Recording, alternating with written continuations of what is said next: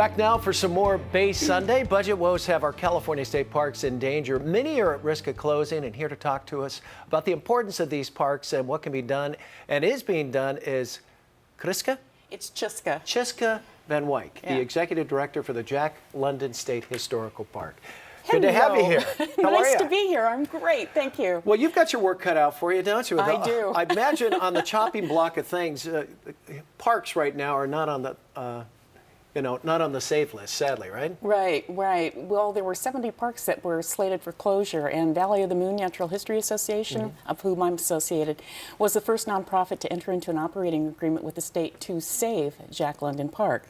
So we've saved it. We're really happy, but the real challenge right now is keeping it open. Right, and talk about it. It's such a beautiful 39 acres of just goodness in Glen Ellen up in wine country. It's actually 1,400 acres Oh my of goodness. pristine, beautiful wilderness. I'm going to check Google right now. You have 18 miles to ride, hike, horseback ride. It's an absolutely beautiful place. And you got saved, but there's so many parks right now that need help. There's a moratorium right now on parks. The state has promised not to close any parks for 2 years. But what's really important to understand is that to save these parks, to keep them open, it needs the community support. We get absolutely no funding from the state.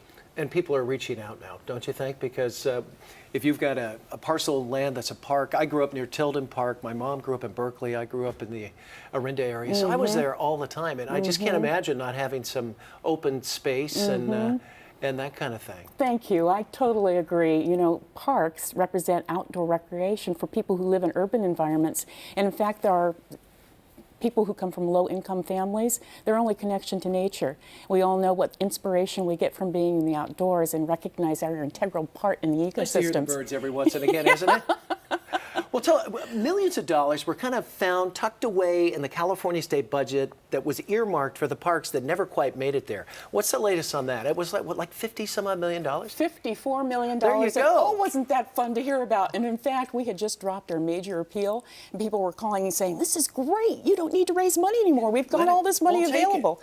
Well, the real truth is that it's $54 million, 20 of which actually goes to parks. And there are 271 parks in the state who all could use that money. So do the math. There's not very much available. And the real question mark is whether or not we actually even receive those funds. Now, why wouldn't you if it was tucked away? Is it bureaucratic red tape that's got to trickle down, that kind of thing? A little of that. The state's going back and forth about what parks they allocate the funds to and what they actually use those funds for. Is it restaffing the parks with rangers, for example?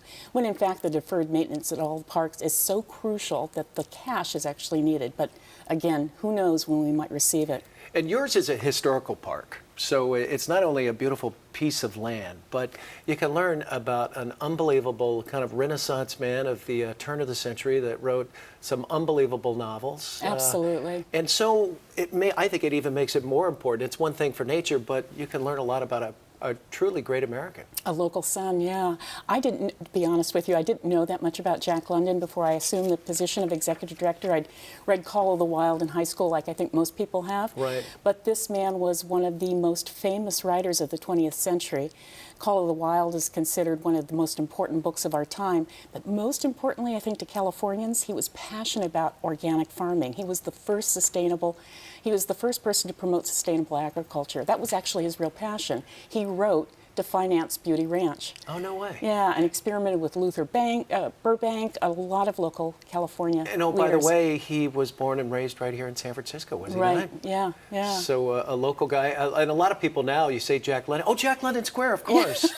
Well, there's a reason why it's called that. How many people do you have coming to the park? And on an annual basis, we have about 60,000 people that come to the park. 70% of the demographics are from all over the world.